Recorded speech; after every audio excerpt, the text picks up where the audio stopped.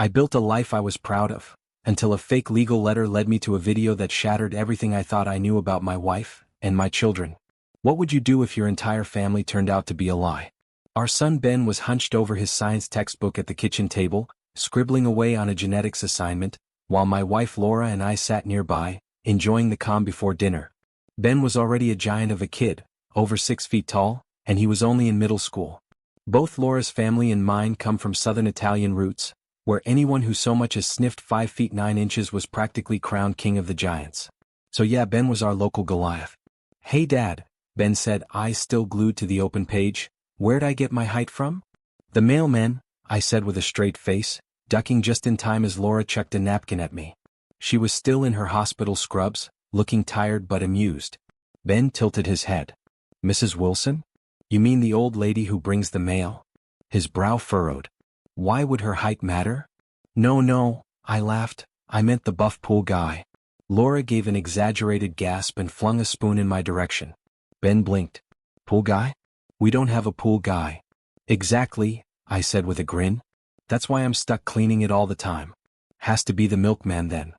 Ben looked even more puzzled. "What's a milkman?" Laura stood up, smirking as she walked around the table and gave me a few playful swats on the shoulder. "Ignore your dad, sweetie. He's testing out his warped sense of humor again. Now go get your little brother and sister. It's time for dinner." Ben bolted upstairs, and as the footsteps faded, Laura picked up the spoon from the floor, holding it like a tiny weapon. "Any more jokes like that and I'm carving the funny bone right out of you with this spoon." I leaned in and gave her a kiss, patting her backside as I passed. "Later, Mike," she said, flashing that mischievous look of hers. Later. The next day I was holed up in my little office, tucked off to the side of the bakery. After my time in the service, I'd started baking novelty cakes in my parents' kitchen. Crazy shapes, fun designs, to help cover college expenses. Turned out, people went nuts for the quirky cakes. The business took off fast. I had to put up a separate building on the lot next door to stay within health department rules and get myself some professional gear. Now, almost 20 years later, Mike's Cakes was not only keeping the lights on, but also giving Laura and me a comfortable life. And more importantly, it let me be around for our kids. Every day. One of the perks of owning my own business was the freedom to set my schedule. I took on cake orders as needed, and if I wanted to take a random Tuesday off to go fishing or show up at a school play, I could. That kind of flexibility made all the difference. That afternoon, I was in my office going over some contracts with my best friend, and also our family attorney, Bruce. Now Bruce, he's hard to miss. Tall, stylish, with this flowy blonde hair and these ridiculously deep blue eyes that women practically melt over. Add in those long lashes of his, and you'd think he walked off the cover of a romance novel. But every time a woman flirted with him, Bruce would give me that look and whisper, "Bless her heart," because Bruce, as he puts it, is very gay. We'd been best friends since college. Back in those days, the dorms weren't exactly a welcoming place after Bruce came out. Most guys didn't want to share a room with him. Me. I saw things differently. My logic was simple: the more handsome guys that played for the other team, the better my chances with the ladies. Fewer competitors. Plus, Bruce had a natural charm and a radar for attractive, intelligent women, and somehow they all felt safe around him. Pairing up with Bruce for nights out? Total cheat code. I looked more thoughtful, more emotionally available, more secure in myself, whether or not it was true. And I'll be honest, I had Bruce to thank for more than a few successful dates in those days. But all that changed the day Bruce introduced me to Laura. That was over 18 years ago. Laura back then was already making a name for herself as a nurse manager. She had that fierce kind of beauty, the kind that made you sit up straighter just being near her, but she never let it go to her head. Even now, she still had that same grounded presence, even if she was often buried under paperwork or running on fumes from a double shift. That afternoon, she stepped into my small office wearing her scrubs, hair pulled back and eyes sharp. She gave Bruce a warm hug, clearly happy to see him, then turned and tossed a stiff-looking envelope straight into my lap. "Mike, this is not funny," she said, her tone half annoyed, half amused. I could tell by the way she crossed her arms that she thought I was behind whatever was inside that envelope. Laura's been saying for years that I've got a twisted sense of humor, but to her credit, she's put up with a lot of my goofy stunts. As she and Bruce caught up, I peeled open the envelope and unfolded the letter inside. It was made to look like an official legal document, straight from a fictional law firm, complete with over-the-top legal jargon and ridiculous formatting. The gist of it? Some anonymous John Doe was claiming paternity of our eldest son, Ben. Apparently, this guy wanted full rights and parental privileges and was willing to pursue legal recourse. I couldn't help but laugh. I gotta say this one's not mine, I told Laura, chuckling. But I wish I'd thought of it. I mean, it is kind of funny, I said with a grin, holding up the letter, but I swear it wasn't me. Has to be one of your co-workers at the hospital pulling your leg. Some nurse with too much time on their hands, maybe? Laura didn't share my amusement. She was staring daggers at the envelope, jaw tight. When I find out who wrote this, she said, voice rising, I'm going to kick their rears so far up their own back that Dr. Weber from proctology will need a team just to fish my shoe out of their colon. Bruce was skimming the letter again, lips pursed thoughtfully. All work and no play makes Bruce a dull. Bruce, Laura snapped, cutting him off, stay with us here. Try not to go full weirdo while we're discussing fake paternity claims, alright? Bruce threw up his hands dramatically. Alright. No poetry, I get it. He leaned back in his chair, getting serious. Has Ben applied for any kind of financial aid lately? College grants? State or federal funding? I nodded. Yeah, last month. He also just got his restricted driver's license. Still has to drive with either me or Laura in the car, though.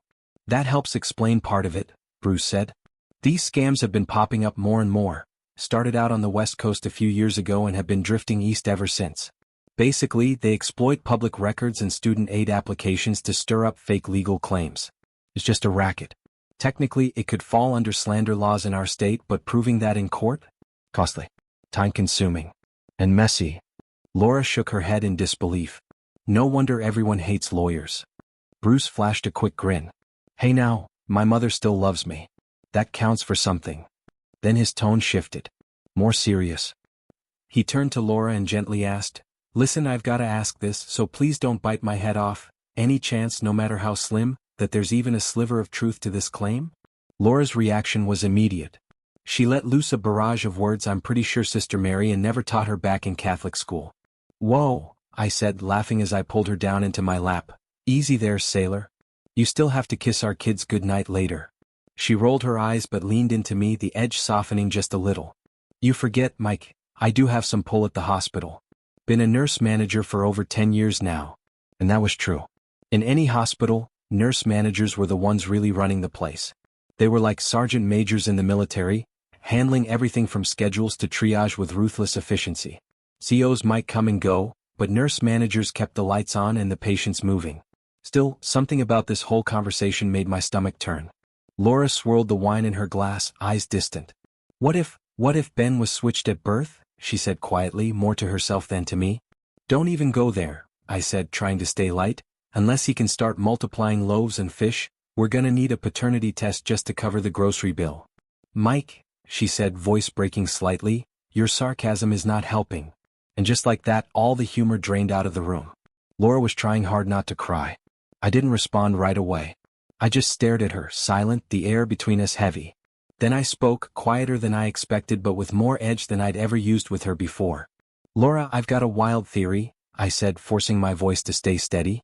And I admit, maybe I'm reaching here, but what if the real reason Ben's DNA doesn't match mine isn't because of some scam or hospital mix-up? She looked confused for a second, just a second, before I locked eyes with her and said it. Maybe, just maybe, you slept with someone else. The words came out like a slap and her face reflected it. Shocked. Hurt. But not denying it. Not yet. I had never raised my voice to her in all our years together, not once. But now something inside me cracked. Was it before we were married? I asked more forcefully. Or after? And for that matter, Laura, are any of the kids even mine? She opened her mouth but I didn't wait for an answer. I didn't want to hear another excuse, another soft denial. I grabbed my keys from the table, stuffed my wallet in my pocket and walked out without another word. The next morning I called Bruce. I couldn't think straight and I sure as hell didn't know what to do next. I told him everything, about the night before, about the DNA test, about how I tried to hold it together and failed. On the other end of the line, Bruce was quiet for a long time. Mike, I don't even know what to say. Laura? He sounded almost winded. She's the last person I'd ever expect. Are you sure? Absolutely sure. I sighed. The test came back 99.9% conclusive. That's about as close to sure as it gets. He let out a low whistle. Man, that's just insane. Do you really think she's lying to you? She's still denying it, I said, my voice getting tighter. Won't admit to anything. Says nothing happened. Bruce paused. You still going to church every Sunday? Yeah. Then I'll ask you this. Is there any room left in you for forgiveness? I let out a bitter laugh. Bruce, I've got 12 years of Catholic school under my belt. Last time something like this happened, there was a stable involved. A manger. Shepherds. 3 wise men showed up with gifts. He chuckled lightly, trying to ease the tension. No wise men or camels at Ben's birth, huh? No, I said flatly. Just a hospital bill and a growing suspicion. There was a long silence before I added, if she's lying about this, what else has she lied about? And who else has she? I don't even know who I've been married to anymore. Bruce got serious again. Mike, listen. I'll help you with whatever legal steps you want to take. But you know as well as I do, in this state when a child is born to a married couple, that child is presumed to be legally theirs, both of theirs, regardless of biology. All rights and responsibilities fall on the husband and wife. I rubbed my forehead trying to absorb it all. Thanks for the legal refresher, Bruce, I muttered. But I was awake the day they covered that in class. What I need now isn't a textbook definition of paternity. I need the truth. Later, in a meeting with opposing counsel, Laura and I sat at opposite ends of the table like strangers. The lawyer representing the other party smirked and leaned back. My client maintains, he said smoothly, that the child was conceived before your clients were married. Before he could finish, Laura shot out of her chair, fists clenched and voice shaking. That is a lie. A bold-faced lie. But for the first time, I wasn't sure if I believed her. I was still trying to hold it together even though my nerves were shot. My palms were sweating and my legs felt unsteady, but I sat there as Slick, the opposing attorney, paused the video with a smug expression. On the screen he pointed to the timestamp in the bottom corner. As you can see, he said, aiming a laser pointer at the numbers, this was recorded exactly 1 week before your client's wedding date, according to county records. The video remained paused on a blurry background of a television screen playing daytime talk shows. Slick glanced at Bruce, then back at me. The show airing in the background confirms the date and time. This isn't fabricated. This is real. He unpaused the video. And that's when everything broke. The footage shifted to a group of male dancers, 5 of them dressed like the village people. A cop, a cowboy, a construction worker, a biker, and yes, even an over-the-top version of a Native American chief. They were doing some kind of wild performance, full of energy and pelvis thrust. And in the middle of it all was her, Laura. Or more accurately, a younger version of her. I knew that face. I knew that laugh. And I knew that body, all too well. Before I could even process what I was seeing, I heard a dull thud beside me. I turned in time to see present-day Laura's head bounce off the conference table as she fainted and collapsed to the floor, completely out cold. But the video kept playing. Kept mocking me. Laura's younger self was in the center of it all, laughing, cheering, touching, and finally, convulsing. Her body was shaking in a way that made it painfully obvious what was happening. I didn't even have time to react. My stomach gave out. Violently. With zero warning, I projectile vomited everything I had in me, breakfast, lunch, and whatever scraps were left over from the night before, all across the conference table. And wouldn't you know it? I nailed Slick square in the chest. If there had been Olympic scoring for vomit distance and precision, I'd have taken gold. The room exploded into chaos. People jumped back, Bruce cursed, and one poor paralegal ran out holding her nose. I walked out without another word. Didn't care what they thought. I needed air. I needed distance. I needed to forget what I'd just seen. The next morning, I gathered the kids in the kitchen. My voice cracked a few times, but I got through it. Your mom's going to be working longer shifts at the hospital, I said. She's doing some critical assignments and might be away for a bit. They nodded, used to Laura's unpredictable hospital schedule. She'd always been the backbone of the ICU team. Odd hours were normal. Only Ben, my oldest, looked at me differently. Like he saw straight through it. I couldn't meet his eyes for long. Back at home, my voicemail was overflowing. Laura had filled up the answering machine and my phone with messages. Pleading. Explaining. Begging. I didn't listen to a single one of them, at least not yet. I called Bruce later that day.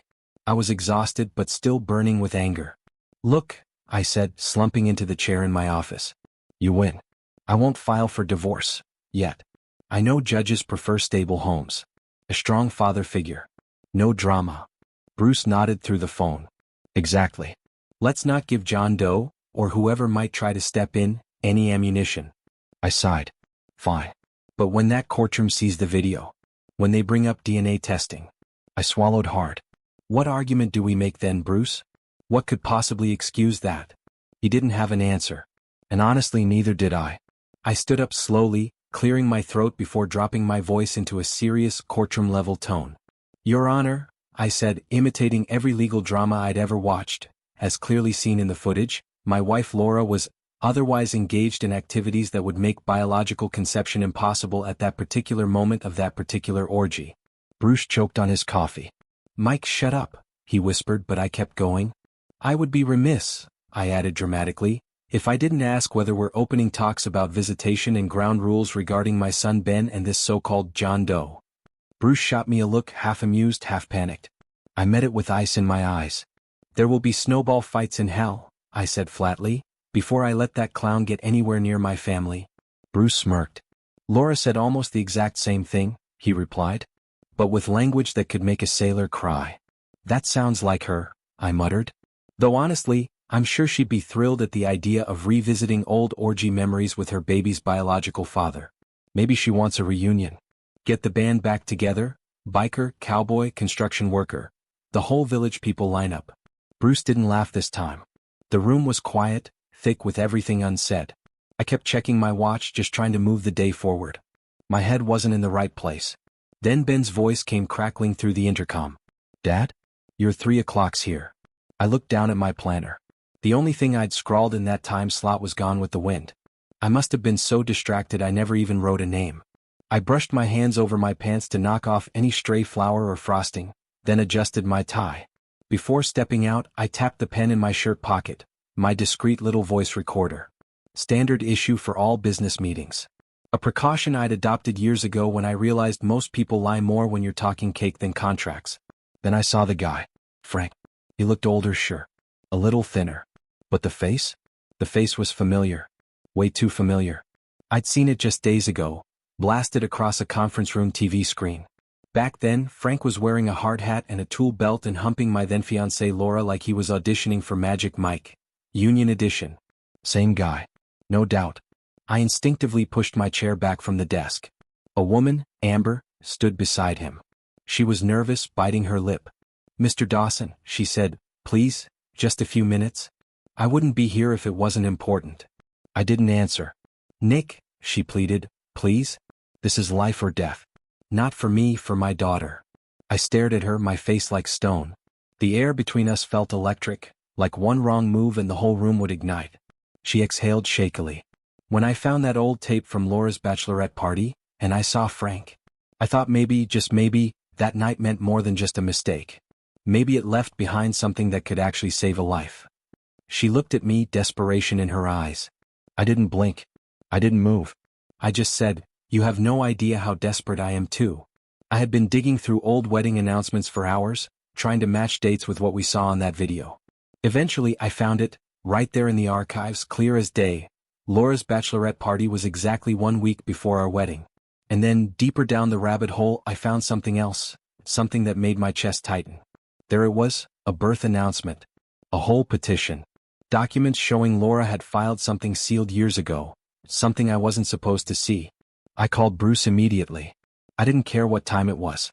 I've got something, I told him. This whole thing? It's not just about old mistakes. There's more. I found it all. Bruce's voice came through the speaker, smug and triumphant. Well then, he said with a little victory laugh, go ahead and toast it, Mike. Put a fork in it, we're done. This thing is dead and buried. Kiss John Doe goodbye. I was about to respond when I glanced up and saw Amber across from me, silently zipping up her skirt. She'd slumped back into the chair, face buried in her hands. I cut Bruce off. Not so fast, I said, my voice low. Bruce, John Doe's wife is sitting right here. She's saying some things you need to hear. There was a pause. Then dryly, toss her out, Mike. You don't know her. Maybe not, I said, but I know desperation when I see it. Amber looked up, her eyes wet, and spoke in a trembling voice. Nick, there was a contract. A legal agreement. After everything blew up, Frank's family made me sign something. None of us, me, our daughter, anyone in our family, we weren't allowed to contact you. Ever. Not under any circumstances. I said nothing. They tied $500,000 of company assets to it. If we violated it, If even one of us reached out, the funds were gone. All of it forfeited. Amber swallowed hard. But please, don't let my husband die because some first-year associate got too aggressive trying to cover the past. The only sound left in the room was her quiet sobbing. Then the door creaked open and my son Ben stepped in. He looked down at Amber, then over at me. Calm, grounded, sharp-eyed, more grown than I'd ever seen him. He stood next to my desk and spoke clearly. "Here are the terms," he said, his voice firm. 1. You set up college scholarships for my little brother and sister. 2. This whole thing stays anonymous. No names, no photos, no publicity. 3. You sign an agreement guaranteeing you, your husband, and every branch of your family never comes near us again. Ever. Amber's face crumpled, nodding furiously through her tears. Yes, anything. I'll make sure the paperwork is drawn up. We'll schedule an HLA tissue match test tomorrow. You have my word. She practically bolted from the room before anyone could change their mind. Bruce called back a minute later, breathless. "Sorry, had to step out." "What happened?" "She's gone," I said. Ben laid out the terms. She agreed. No contact, full anonymity, and scholarships. "Oh, and your legal team's gonna have a mountain of paperwork." By the next morning, Bruce had drawn up the documents. There were prepaid scholarships for all 3 of our kids. A separate agreement barred Frank, Amber, or anyone in their orbit from ever contacting us. If they did, a chunk of their assets would automatically be forfeited. It took nearly half an hour for Bruce to explain everything and walk us through the stack of forms. Laura sat quietly beside me, signing where she needed to, her face unreadable. "Look," Bruce said finally, "this is all pretty standard. Bone marrow donations are typically anonymous. Nobody on the medical staff will see anything unusual. The paperwork's sealed." Then he added with a smirk, "And for the record, Laura, no more wild parties on the property. No village people. No orgies. Especially in front of the kids. Think you can handle that?" Without a word, Laura jumped up from her chair and ran out of the room. A few minutes later, Bruce re-entered, rubbing the back of his neck. "All right, I'm back. Sorry, my assistant had questions about." "Wait. Where's Laura?" I stared out the window toward the gravel drive that led off our property. A lump in my throat formed before I could stop it. "I don't know," I said quietly. She bolted. "I'm guessing Laura saw someone waving at 20, I muttered, half to myself, half to Bruce. "Probably headed toward the pier. Maybe a Navy ship's pulling into port. Figured she'd get a jump start before the rest of the crew shows up." Bruce winced but said nothing. He was sitting at the kitchen table, sipping a glass of wine, waiting for me. It was all starting to feel like déjà vu, me coming home to more damage, more unraveling. I sat down across from Laura and stared at her. "So," I said deadpan, "what's the update? More mystery fathers popping out of nowhere? Do they come with DVDs, live streams, or did someone build a website this time?" She ignored the jab. "Nick," she said, steadying her voice, "we've had a good marriage. And 3 amazing children." I raised an eyebrow. But she kept going. "Yes, Nick. 3 beautiful kids. I don't care what some lab test says." She took a long sip of her wine and exhaled. "I just don't understand why this is happening. To our family. To me." She looked genuinely lost. Tired. Like the guilt was finally catching up to her. I stood and walked around the table, resting a hand on her shoulder. Despite everything, there was still a weight in my chest every time I saw her like that. I didn't say anything. I didn't need to. Bruce called me later that week. "Nick," he said, "you might want to come by." When I walked into his office, I already knew what was waiting. His assistant led me to the same conference room that had become my personal chamber of trauma. The moment I stepped in, I saw it, the massive LCD screen showing that hotel room. Frozen in time. The infamous bachelorette suite. At least for once, the bed was empty. "Bruce, can we not do this again?" I muttered. He clicked the remote and the screen went dark. Instead, Bruce pulled out a file and said, "Before we go any further, there's someone I think you should hear about. Her name's Mary Catherine." That got my attention. I hadn't heard that name in a long time. Mary Catherine was one of Laura's oldest friends. Grew up dirt poor with 7 brothers in the Appalachian Mountains. The kind of girl who earned her place in the world through grit. She'd gone to college on a full softball scholarship, pitcher and cleanup hitter. She led the league in strikeouts and home runs 3 years straight. I once made the mistake of joking that hitting a softball was easier than a baseball. She handed me a bat and fired off 9 pitches so fast I nearly dislocated my shoulder trying to swing. I never forgot how effortlessly she humbled me. Tough as steel but always kind. Protective. loyal. But that wasn't the reason Bruce had brought her up. He hit play. The video resumed, and suddenly Frank was back on screen. Frank. The same Frank from the infamous Bachelorette tape, the so-called construction worker of that degrading sideshow. Laura, my Laura, was face down unmoving. A guy wearing a toy police cap was behind her, lifting her hips like she was some prop in a cheap stage show. Her arms hung off the bed limp. Her eyes were shut. She looked like she had blacked out. Bruce hit pause.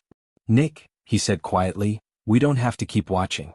But I thought you deserved to see it yourself. I just stood there staring at the screen. It was like someone had shoved a steel rod straight through my chest. Not because I hadn't suspected. Not because I didn't know.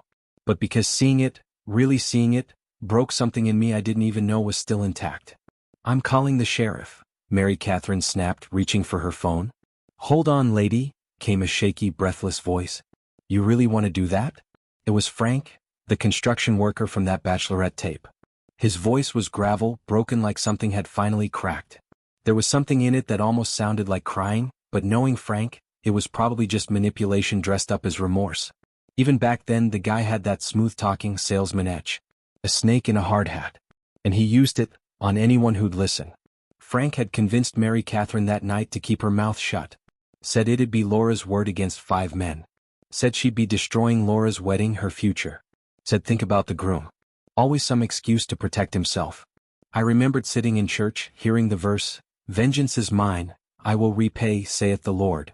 And I hoped, genuinely hoped, that when Frank made it to hell they'd burn him twice just for the fun of it. Meanwhile, back in the real world, Laura was working with the therapist Bruce recommended. 2, sometimes 3 times a week. Her mood swung like a wrecking ball, guilt, depression, fury, shame. Sometimes I sat in on her sessions when the therapist thought it might help. I offered what quiet support I could. Other times I just let her crash emotionally, let her rage, cry or break down and stayed nearby. Not to fix her. Just to witness it. I still had no idea if we were going to make it through this. But I showed up. That was something. But then Frank pulled his final card from the deck. What are you talking about? Amber snapped. How dare you? Frank held up a set of papers and shook them with a crooked grin. These, he said, are my claim for parental rights. Amber turned pale. You filed? Oh yeah. And I owe you a thank you, sweetheart. You did all the legwork. Even used the same law firm. Thought I'd keep it in the family. Her voice cracked. How did you find out? He scoffed. Come on, Amber. How dumb do you think I am? Miracle donor shows up at the 11th hour and happens to be compatible? You think I couldn't sniff that out? A few $100 to a hospital orderly, and I had names and files in under 30 minutes. He stepped closer, the cockiness returning. You've been screwing her whenever you want, he growled, motioning toward Laura's name on the papers. But I'm the one who's been out of luck? I stood up, my hands clenched. Frank, I said, I'm not your friend. And let me be clear, you're the one who's out of luck. He shrugged. Maybe in legal court. But not in the court of public opinion. I mean, imagine the headline. Long-lost father saved by son's bone marrow donation. Evil stepdad tries to block reunion. Gets me misty just saying it. You're insane. No, he said, pointing at me. You are. If you think this is over, if you think you can shut me out forever. I appreciate you keeping my boy safe these past years. But now it's time he learned what a real man is. You? I barked, laughing darkly. You couldn't teach a fish how to swim. You're not a man, you're a leech. A coward. And by the way, from what I saw on that tape, you got your rear end handed to you by a girl. Frank's jaw tightened, but he said nothing. Just stood there, holding those pathetic legal papers like they meant something. They didn't. Not anymore. I looked Frank square in the face and smirked. Heard you cried like a baby when Mary Catherine clocked you. She didn't just beat you, she owned you. Frank's jaw tightened, and he shook his head with an annoyed grunt. That wasn't some girl. That was a freaking linebacker in pigtails. Would have gone a lot different if that too tall witch hadn't jumped me with a lamp. From the corner of the room, the lead detective just raised an eyebrow. You might want to Google that, champ, he said with a smirk. You live in one of the 7 states where there's no statute of limitations on sexual assault. Just so you know, slime ball. Frank turned beet red. It's never gonna work, he spat, turning back to me. My word against your wife's, your ex-wife, whatever. And I've got the tape that proves she's just some plaything. Nothing more than a... I didn't let him finish. I pulled a small device from my shirt pocket and placed it calmly on the table. Funny you mentioned tape, I said. I brought one of my own. He blinked, confused. These days we don't use cassettes. It's flash storage now. This little baby right here? Looks like a cigarette box, doesn't it? Recorded our whole conversation. Frank's eyes darted between me and the device. He was squirming now. And just in case you think your little smooth-talking act still works, I added, leaning in, I've already sent the files to Bruce. And to the detective. They've got copies. That shut him up. Later, Amber met with us. She looked tired, older than before, but lighter somehow. She'd taken a wreck of a situation and built something real. Turns out her business had taken off. As a female-owned company, she'd landed a string of set-aside government contracts and made smart moves. The company was growing fast. She was finally out from under Frank's shadow. Legally, Laura and I could have enforced the clause in the agreement that would have granted us a share of Amber's success because of Frank's violation. We didn't. The 3 college scholarships her business funded for our kids? That was enough. Call it mercy. Call it closure. Call it what we figured God wanted us to take from the wreckage. Amber was clearly relieved. You could see it in her eyes even though she kept trying to hold it together. When we asked if she could send over some final documents, she nodded, holding back tears. Of course, she said. I'll send everything over today. And thank you for showing me more grace than I deserved. I didn't say anything at first. I just nodded. But inside, for the first time in a long time, I felt like something heavy was finally starting to lift.